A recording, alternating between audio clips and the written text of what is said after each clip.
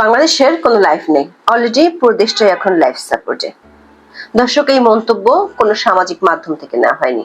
এই মন্তব্য আদালতে, ঢাকা মেট্রোপলিটন ম্যাজিস্ট্রেট জামশেদ আলমের আদালত 24 জুলাই একটি মামলার শুনানিতে এমন মন্তব্য করেছেন। আদালত মনে করছেন ডক্টর ইউনূসের শাসনামলে দেশে মোটামুটি ল ইন অর্ডার নেই বললেই চলে। দর্শক, শুধু আদালত নয়, অন্তর্বর্তী সরকারের বর্ষপূর্তি না হতেই হতাশায় ভেঙে পড়েছেন তার মিত্ররাও। ডক্টর ইউনূসের সরকারের লক্ষ্য, উদ্দেশ্য এবং দক্ষতা নিয়ে তুলেছেন নানান প্রশ্ন। সরকার সমর্থক হিসেবে পরিচিত সংবাদ মাধ্যমগুলোতে ছাপা হচ্ছে সিরিজ মতামত। এসব মতামত যারা দিচ্ছেন তারাই এক সময় উচ্চ কণ্ঠে স্বাগত জানিয়েছিলেন ডক্টর ইউনূসকে, অথচ 1 বছর না যেতেই তারা বলছেন অপশাসনের এমন দূরত্ব বাংলাদেশের ইতিহাসে কখনো দেখা যায়নি। সূত্রগুলো বলছে শুধু দেশীয় নয়, ডক্টর ইউনূসের বিদেশি মিত্ররাও আস্তে আস্তে দূরে সরে যাচ্ছে। প্রশ্ন হলো, অন্তর্বর্তী সরকারের মিত্রদের এত তাড়াতাড়ি মোহভঙ্গ কেন ঘটলো? এটি কি শুধুই মোহভঙ্গ নাকি নতুন কোনো পরিবর্তনের আগাম ইঙ্গিত? বিস্তারিত জানতে চলুন যাওয়া যাক বিশ্লেষণ। দেশের পরিস্থিতি কতটা খারাপ সেটি এখন আর শুধু সামাজিক মাধ্যমের আলোচনার বিষয় নয়। ঢাকার সিএমএম কোর্টের এক বিচারকের বক্তব্য থেকেও পাওয়া যাচ্ছে বিপর্যয়ের ভয়াবহতার ইঙ্গিত। সচিবালয়ে ভাঙচুর ও হত্যা চেষ্টার অভিযোগে আটক 4 জনকে 24 জুলাই পাঠানো হয় আদালতে। এই সময় শুনানিতে বিচারক জামশেদ আলম বলেন, বাংলাদেশটার কোনো লাইফ নেই, অলরেডি পুরো দেশটাই এখন লাইফ সাপোর্টে। জুলাই আন্দোলনে অংশ নেওয়া ঢাকা বিশ্ববিদ্যালয়ের এক ছাত্রকে আদালতে ছাত্রলীগ কর্মী হিসেবে দাবি করেন সরকার পক্ষের আইনজীবী। তবে ওই ছাত্র আদালতকে বলেন তিনি ছিলেন জুলাই আন্দোলনে বিজয় 71 হলের সহ সমন্বয়ক, কখনো ছাত্রলীগ করেননি। তখন বিচারক বলেন, কোথায় কারে কিভাবে ধরে নিয়ে আসছে, এখন অসুবিধা হচ্ছে আমাদের ভিতরে ও বাইরে ষড়যন্ত্র হচ্ছে। জুলাই আন্দোলনে যারা ভূমিকা রাখছে তারা এখন ষড়যন্ত্রের শিকার হচ্ছে।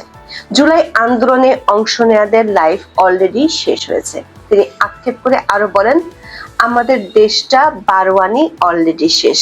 ওদের বিরুদ্ধে যে অভিযোগ এসেছে, ওরা কি আর চাকরি পাবে? এত গোল্ডেন A+ দিয়ে কি হবে? দেশে মোটামুটি ল ইন অর্ডার নেই বললেই চলে। যদি রাষ্ট্রই না থাকে তাহলে ওদের সার্টিফিকেট দিয়ে কি হবে? সচিবালয় না থাকলে সার্টিফিকেট কে দিবে? সচিবালয় হচ্ছে রাষ্ট্রের প্রাণ। মাথায় যদি আক্রান্ত হয় তাহলে তো বডির কোনো দাম থাকে না। দর্শক, ইউনূস শাসনামলে রাষ্ট্রের মাথায় যে পচন ধরেছে সেটি শুধু বিচারক নয়, ইউনূসের সবচেয়ে ঘনিষ্ঠ মিত্ররাও এখন হাড়ে হাড়ে টের পাচ্ছেন। ডক্টর ইউনূসের দুঃসময়ে যারা তার হয়ে লড়েছিলেন তারাও এখন দেশের অর্থনীতি, রাজনীতির ধ্বংস দেখে চিন্তিত। গত বছর 8ই আগস্ট ডক্টর ইউনূস ক্ষমতা নেওয়ার পর থেকেই অন্তর্বর্তী সরকারের শক্ত সমর্থক হিসেবে পরিচিতি পায় দেশের শীর্ষ দৈনিক প্রথম আলো। পত্রিকাটির ঘনিষ্ঠ হিসেবে পরিচিত অনেকেই জায়গা পেয়েছেন উপদেষ্টা পরিষদেও। বিভিন্ন সময় 5ই আগস্টের পরিবর্তনকে ঘটা করে উদযাপন করতেও দেখা গেছে প্রথম আলোকে। তবে অতি সম্প্রতি দৈনিকটির অবস্থানে দেখা যাচ্ছে পরিবর্তন। 1 সপ্তাহে তাদের আয়োজন করা 2টি গোল টেবিলে অন্তর্বর্তী সরকারের কড়া সমালোচনা করেছেন অতিথিরা।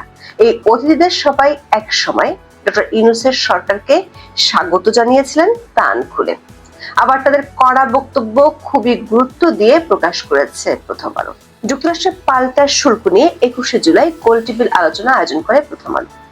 সেই বৈঠকে হামিম গ্রুপের এমডি একে আজাদ সরকারের দক্ষতা ও কর্মকাণ্ড নিয়ে তীব্র হতাশা জানান। 40 বছরের ব্যবসায়িক জীবনে রপ্তানি খাতে এতটা সংকট আর কখনো দেখেননি বলে মন্তব্য করেন তিনি। যুক্তরাষ্ট্রের সঙ্গে দর কষাকষিতে সরকার পুরোপুরি ব্যর্থ অভিযোগ করে তিনি বলেন, সবার ধারণা আমাদের মাথার উপর একজন আছেন, তিনি এটা ফুদিয়ে দেবেন আর সব সমস্যার সমাধান হয়ে যাবে, যার জন্য আমাদের কোন রকম মূল্যায়ন করা হচ্ছে না, কোনো লবিস্ট নিয়োগের চিন্তা করা হচ্ছে না। অন্তর্বর্তী সরকার নিয়ে প্রচন্ড হতাশা নিয়ে একে আজাদ বলেন, আপনারা বলছেন 7-8 মাসের জন্য দায়িত্বে আছেন, এরপর চলে যাবেন, কিন্তু তখন আমরা যাব কোথায়? আমাদের কার কাছে ফেলে রাখছে? অথচ ডক্টর মোহাম্মদ ইউনূস ক্ষমতা নেওয়ার পর তার প্রতি নিরঙ্কুশ সমর্থন জানানো ব্যবসায়ী নেতাদের মধ্যে একে আজাদ অন্যতম। প্রধান উপদেষ্টার শপথ অনুষ্ঠানে যোগ দেওয়ার পর তার উচ্ছ্বসিত প্রশংসাও করেছিলেন তিনি। অথচ বছর না ঘুরতেই অন্তর্বর্তী সরকার নিয়ে প্রচন্ড হতাশা তিনি তুলে ধরেন প্রথম আলোর গোলটেবিল বৈঠকে।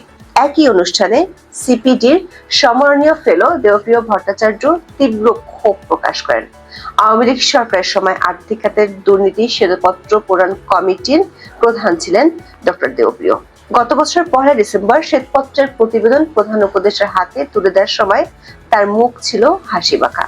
তবে প্রায় 7 মাসের মাথায় তিনিই প্রশ্ন তুলেছেন সরকারের ভিতরের গোপন সরকার নিয়ে। গোলটেবিলে হতাশা ভরা কণ্ঠে দেবপ্রিয় ভট্টাচার্য বলেন, বৈষম্য বিরোধী চেতনায় আনা নতুন সরকারের কোনো নৈতিক অবস্থার পরিষ্কার নাই। সংস্কারের যেটুকু সম্ভাবনা ছিল তা প্রায় শেষ। ডক্টর ইউনূসের খুব কাছের মানুষ হিসেবে পরিচিত দেবপ্রিয় ভট্টাচার্য এতটাই হতাশ যে ইঙ্গিত দিয়েছেন আগেই ভালো ছিল বাংলাদেশ। বলেছেন, আমি আগের সরকার সহ একাধিক সরকারের সঙ্গে কাজ করেছি।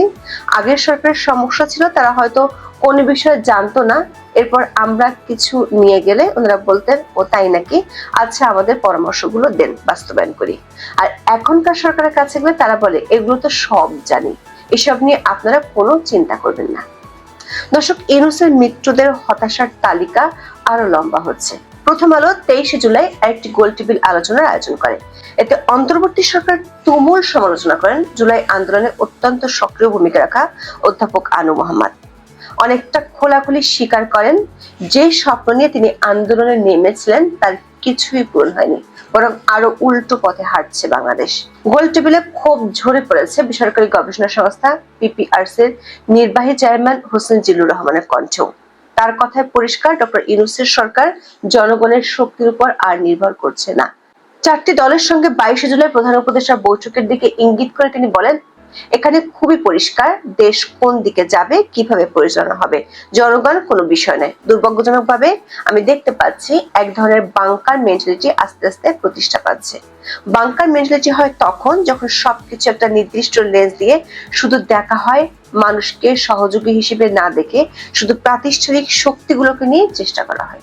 গোলটেবিলে অন্তর্বর্তী সরকার এক সময়কার মিত্র সারা হোসেন দেশের বিচার ব্যবস্থায় ধস নামার সরাসরি অভিযোগ তোলেন। মবের রাজত্ব বিচারালয়কেও গ্রাস করেছে বলে জানান ডক্টর কামাল হোসেনের কন্যা। তিনি বলেন, বাংলাদেশে এখন বিচারপতিদের সবারই চিন্তা হচ্ছে আমি কি করলে কে আমার বিরুদ্ধে কথা বলবে, কোন একটি গোষ্ঠী তার বিরুদ্ধে কিছু একটা নিয়ে জোরে আওয়াজ তুললেই তো শেষ। সে বিচারপতির আর কোনো ভবিষ্যতে থাকবে না, এমন ভয়ের পরিবেশে কে ঠিকমতো রায় দেবে বলুন? রায় তো দূরের কথা, আদেশই বা কে দেবে? দর্শক, প্রথম আলোর গোলটেবিলে অতিথিদের সবাই সরকার ঘনিষ্ঠ হিসেবে কয়েক মাস আগেও পরিচিত ছিলেন। তবে তাদের কারো মুখ থেকে আমরা সরকারের সাফল্যের কোনো বিবরণ পাইনি, বরং সারা হোসেনের বক্তব্যে দেশে ভয়াবহ মানবাধিকার লঙ্ঘনের কথাই ফুটে উঠেছে। যেমনটা 24 জুলাই আদালতে বিচারক বলেছেন, দেশের 12 আনি শেষ। শুধু প্রথম আলোর গোলটেবিলে নয়, সরকারের মিত্র হিসেবে পরিচিত প্রভাবশালী অনেকেও নানামুখী সমালোচনায় সোচ্চার হচ্ছেন। ডক্টর ইউনূস যখন মামলায় জর্জরিত হয়ে কোর্টে কোর্টে দৌড়াতেন, তখন তার নিত্য সঙ্গী ছিলেন আলোকচিত্রী শহীদুল আলম। তিনি ফেসবুকে শেয়ার করেছেন একটি ছবি, শিরোনামে লিখেছেন, অন্তর্বর্তী সরকার ডানপন্থী শক্তিগুলোকে তুষ্ট করতে পেছনের দিকে হাঁটছে, এজন্য তারা অতীতের সমর্থকদের কাছ থেকে নিজেদের দূরে সরিয়ে নিচ্ছে। পোস্টে শেয়ার করা ছবিতে শহীদুল আলমের পার্টনার রেহনুমা আহমেদকে একটি হাতে লেখা পোস্টার ধরে থাকতে দেখা যায়। এতে লেখা ছিল, এই সরকার ডানপন্থী শক্তিগুলোর একটি জোট। দর্শক, প্রশ্ন হলো, জুলাই আন্দোলনের বর্ষপূর্তির মাসে এভাবে কেন মৃত্যুহারা হচ্ছেন ডক্টর মোহাম্মদ ইউনূস? তার সরকার সত্যি কি কেবল ডানপন্থীদের ভরসাস্থল হয়ে উঠেছে, নাকি সরকারের সীমাহীন ব্যর্থতার দায় নিজেদের কাঁধে আর নিতে চাচ্ছেন না অতীতের মিত্ররা? তেমনটি ঘটলে সুশীল সমাজের বেশিরভাগ অংশের সমর্থন হারিয়ে সরকারের বিপদ আরো ঘনীভূত হচ্ছে। সূত্রগুলো বলছে, মৃত্যুদের এমন দূরে সরে যাওয়া দেখে নিজেও হতাশায় ভুগছেন অধ্যাপক ইউনূস। ফ্যাসিবাদ বিরোধী সুর কিংবা জাতীয় ঐক্যের নাটক যে আর কাজ করছে না সেটি তিনি বুঝে গেছেন। এরই মধ্যে গত 11 মাসে পূর্ণ সমর্থন দেওয়া দুটো বিদেশি শক্তিও নিরাপদ দূরত্ব বজায় রাখছে ডক্টর ইউনূসের সাথে। চীনের সহায়তায় ড্রোন শো করার কারণে বাংলাদেশের বহুদিনের বন্ধু জাপান সতর্ক করে দিয়েছে ইউনূস প্রশাসনকে। করিডোর আর বন্দরের শুরু হওয়া করতে না পারায় পশ্চিমারা বেঁকে বসে আছে। এমন মিত্রহীন পরিস্থিতির মধ্যে সংকট আরো বাড়াচ্ছে অভ্যন্তরীণ মিত্রদের দূরে সরে যাওয়া। দর্শক, সিএমএম কোর্টের বিচারক যেন প্রথম আলোর গোল টেবিলে সারাহ হোসেনের কথারই প্রতিধ্বনি করেছেন। প্রশ্ন হলো, লাইফ সাপোর্টে নিয়ে যাওয়া দেশ কি আবার জেগে উঠতে পারবে, নাকি চিকিৎসকের অদক্ষতায় যাত্রা চলবে মৃত্যুর দিকে? এখন এ পর্যন্ত। সবাই ভালো থাকুন, সুস্থ থাকুন, নিরাপদে থাকুন। দেখা হবে আগামী পর্বে।